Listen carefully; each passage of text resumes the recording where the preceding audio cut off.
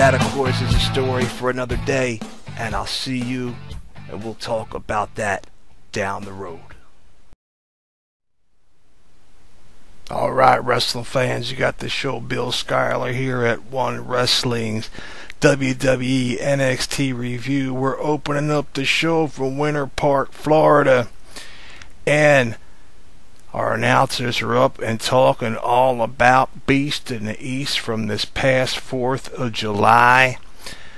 Talking all about that show, in my opinion, to the detriment of tonight's show. I think they should be concentrating on what we got looking forward to for the next 60 minutes. And if they want to do anything that's got to revolve around that show, it should be including the reactions of Balor, Owens, the entire NXT roster, possibly some of the superstars from the main roster, and what they thought of that particular match and the pay-per-view. But I'm not running the network, and they are, so we got to roll with what they're giving us. And the thing is, if you have the network, which you wouldn't be watching NXT tonight, then obviously you've already seen it. And it all just goes in a circle. Don't know why they're doing this, but they are. Our opener was Dana Brooke and Emma versus SASHA, who was without a partner. We had a lot of smack getting talked and back and forth between the three girls, saying that they knew SASHA would not be able to come up with a partner. And then Charlotte Flair's music hit, and oh my, the crowd went insane as the BFFs appeared to be back together again. Charlotte said she would be her partner, and all it would take would be a favor down the line. They shook hands, they did their little snap thing that they do, and we had a 4 women's match, and an amazing match indeed, as all 4 women took it to the limit.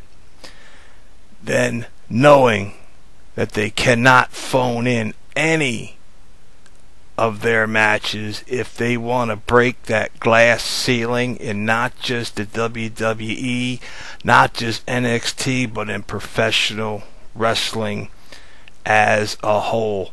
SASHA devastated Brooke, especially with a double knee airstrike to the corner. That's not one, but 2 separate ones. SASHA then put her in the bank statement. Emma tried to interfere. Flair cut her off, put her in the figure 8 lock. Submission by Brooke and Charlotte, and your winners, Banks and Flair, via tap out by your winner, Sasha Banks, with her opponent, the queen, as she says, of the divas, Dana Brooke, tapping out. Indeed, it was a beautiful, beautiful scene. When the match was over, she grabbed her belt. Flair grabbed the microphone and said that favor I asked for, I want it next week. Title match, you and me, for that belt right there. Banks agrees, saying, sister, if that's what you want, you got it. And now we just await William Regal to approve it, which I'm sure he will, as that's going to be quite an entertaining match. We then had more Japanese packages for Saturday's Super Show, followed by that actual title match. Again, why we're showing this match when it's already been shown multiple times on the network. Fans who waited months to see it were up, much like myself, at 5:30 a.m. and you watched that match live. And if you didn't, you watched it throughout the weekend and throughout the week. Again, they do what they did. They showed it and in its entirety, fantastic to watch again, but something that I think they didn't need to do. If anything, they could have replayed the Super Show after NXT tonight. Then we had an odd match as Marcus LaFleur versus Solomon Crowe, the NXT's Little Monster. Been a long time fan of Solomon Crowe long before he joined NXT, and I don't like this little monster gimmick that he's doing, and I'm hoping they're not going to turn him into some type of silly Kevin Dunnish type of creature. But regardless, with Crowe on top, he is a superstar. And LaFleur, in my opinion, needs to be absolutely without doubt, no question about it, when they go to cut strings. He's the first that's got to go. He is terrible in the ring. He has a horrible look. In my opinion, he's just not fitting in with this roster at all. This match was over and done, thankfully, shortly. Solomon Crowe winning via submission. We then had our tag match, the main event for the #1 contender spot. Enzo and Big Cass going up against the Vaudevillians. An amazingly good mat wrestling extravaganza here between these four men, and not the brawl nor giant money shots that I was expecting. And that would not be the first thing that I was unexpected to witness here tonight. Just about all four men showing there was more to their game than just fist and fury and super kicks and giant boots and the like. And out of nowhere, Aiden English rolled up Enzo and got the 1-2-3. And your new #1 contenders to the world title for Team BAM's Tag Team Gold is the Vaudevillians. Shocking to me. I truly expected it to be Enzo and Big Cass. I really cannot see Aiden and his partner going over unless they're going to be a transitional tag team.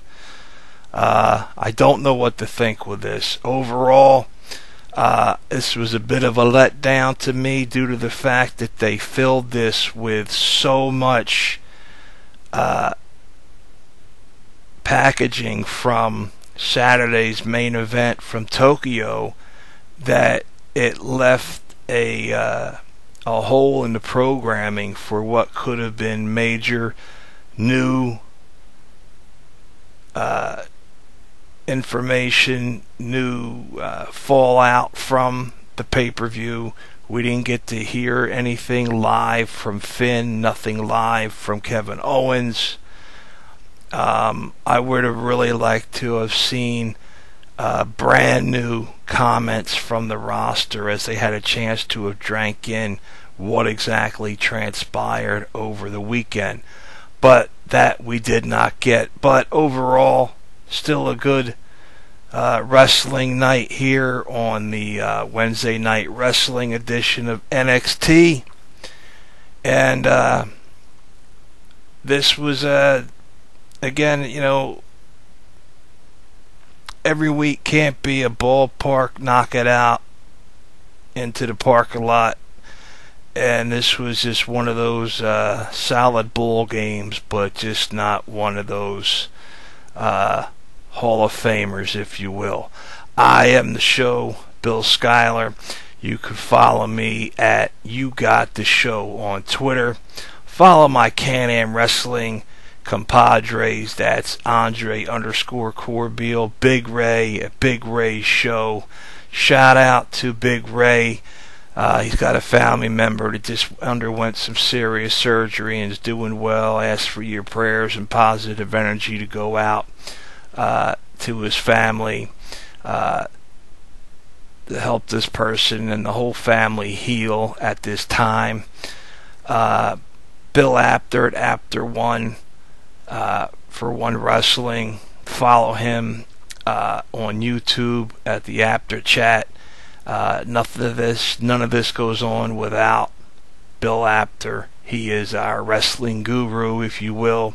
My tag team partner, Billy Ray Valentine, along with the Professor Quintana and myself. The three of us are going to conjoin and come up with our first Hustle and Show